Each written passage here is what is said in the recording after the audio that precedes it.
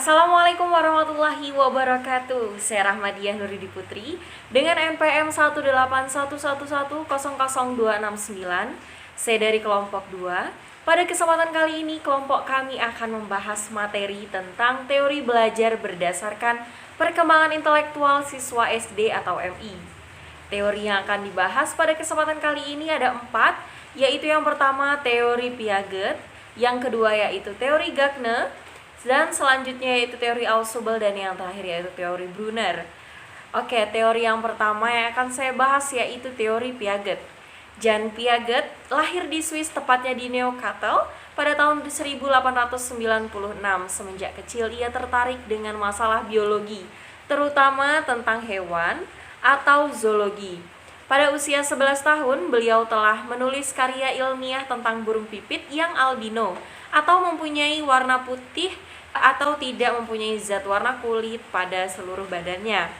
Pada usia antara 15 sampai 18 tahun, beliau banyak menulis tentang hewan berbadan lunak atau moluska, seperti siput, terutama tentang perbedaan struktur susunan tubuhnya yang dihubungkan dengan lingkungan di mana hewan tersebut hidup. Misalnya, binatang bertubuh lunak yang hidup di darat mempunyai struktur tubuh yang berbeda dari yang hidup di laut. Setelah selesai belajar tentang hewan, Piaget beralih ke struktur yang lainnya, bukan struktur tubuh hewan, melainkan struktur mental yang menurut beliau sangat penting dalam proses penyesuaian diri dengan lingkungannya, seperti juga terjadi pada struktur tubuh hewan yang beliau pelajari sebelumnya. Pada saat Piaget bekerja pada suatu badan yang memberikan tes inteligensi anak, Piaget amat tertarik pada anak-anak yang memberikan jawaban yang salah. Selanjutnya, beliau mempelajari mengapa anak tersebut memberikan jawaban yang salah. Dengan berdasarkan pengamatan dan penelitian, Piaget beranggapan bahwa cara berpikir anak tidak sama dengan cara berpikir orang dewasa. Beliau akhirnya menyadari bahwa yang membedakan cara berpikir anak-anak dari orang dewasa bukanlah semata-mata dari banyaknya pengetahuan yang dimiliki, tetapi dari kompleksitas pengetahuannya itu sendiri.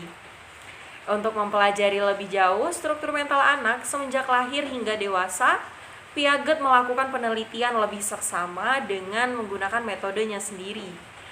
Beliau meneliti ratusan anak dengan menggunakan metode interview atau bertanya tanpa mempengaruhi jalan pikiran anak. Piaget tidak tertarik pada keunikan anak-anak, akan tetapi beliau lebih tertarik pada persamaan-persamaan di antara anak-anak yang berusia sama. Dari penelitian-penelitiannya, Piaget mengemukakan suatu teori bahwa cara berpikir seorang berkembang itu secara bertahap atau ada beberapa periode. Lebih lanjut, beliau beranggapan bahwa seorang anak bukanlah seperti tabung menanti untuk diisi dengan pengetahuan, melainkan secara aktif anak itu akan membangun pengetahuannya tentang dunia dan isinya melalui keterlibatannya atau hubungan dengannya. Pada periode perkembangan yang berbeda, anak-anak mempunyai kemampuan berinteraksi yang berbeda dan akhirnya memiliki pengetahuan yang berbeda pula. Selain itu, Piaget beranggapan bahwa sejak bayi lahir telah mempunyai sistem yang secara terus-menerus mencari dan memberikan tanggapan terhadap suatu rangsangan, dan dengan melakukan hal tersebut secara terus-menerus akan membentuk suatu kebiasaan dan kemampuan. Sistem tersebut pada mulanya terbatas pada kebiasaan yang memerlukan tanggapan yang mudah seperti menghisap dan menangkap. Tetapi secara terus-menerus kebiasaan-kebiasaan ini akan berkembang menjadi lebih kompleks, lebih terkoordinasi, dan lebih mempunyai tujuan. Baik, selanjutnya yaitu Piaget membagi perkembangan mental anak menjadi 4 tahapan. Yang pertama yaitu tahap sensori motor, yang kedua yaitu praoperasional, yang ketiga yaitu konkret operasional, dan yang terakhir yaitu formal operasional. Baik, pada tahap sensori motor terjadi pada usia antara 0 sampai 2 tahun. Dengan ciri-ciri perkembangan yaitu bayi bergerak dari tindakan refleks instintif pada saat lahir sampai permulaan pemikiran simbolis. Bayi membangun suatu pemahaman tentang dunia melalui pengoordinasian, pengalaman-pengalaman sensor dengan tindakan fisik.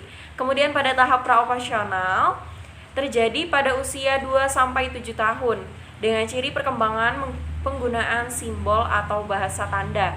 Ditandai dengan anak mulai mempresentasikan dunia dengan kata-kata dan gambar-gambar. Kata-kata dan gambar-gambar ini menunjukkan adanya peningkatan pemikiran simbolis dan melampaui hubungan informasi indrawi dan tindakan fisik. Pada tahap konkret, operasional terjadi pada usia 8-11 tahun dengan ciri perkembangan memakai aturan jelas atau logis. Pada tahap ini anak akan dapat berpikir secara logis mengenai peristiwa-peristiwa yang konkret dan mengklasifikasikan benda-benda ke dalam bentuk-bentuk yang berbeda. Dan pada tahap yang terakhir, yaitu pada tahap formal operasional, terjadi pada usia 11 tahun ke atas. Pada tahap ini remaja berpikir dengan cara yang lebih abstrak, logis, dan lebih idealis.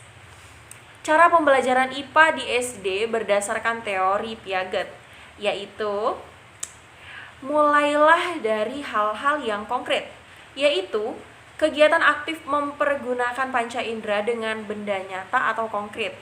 Yang kedua, penata awal, yaitu suatu informasi umum mengenai apa yang akan diajarkan agar murid mempunyai kerangka kerja untuk mengasimilasikan informasi baru ke dalam struktur kognitifnya. Yang ketiga, pergunakanlah kegiatan yang bervariasi karena murid mempunyai tingkatan perkembangan kognitif yang berbeda dan gaya belajar yang berlainan. Yang keempat, guru harus selalu memperhatikan pada setiap siswa apa yang mereka lakukan. Apakah mereka melaksanakannya dengan benar? Apakah mereka tidak mendapatkan kesulitan? Nah, setelah itu yang kelima, guru memberikan kesempatan kepada anak untuk menemukan sendiri jawabannya. Sedangkan guru harus selalu siap dengan alternatif jawaban bila sewaktu-waktu dibutuhkan. Yang keenam, pada akhir pembelajaran, guru mengulas kembali bagaimana siswa dapat menemukan jawaban yang diinginkan. Baik, sekian presentasi dari saya mengenai teori Piaget. Saya ucapkan terima kasih atas perhatiannya. Wassalamualaikum warahmatullahi wabarakatuh.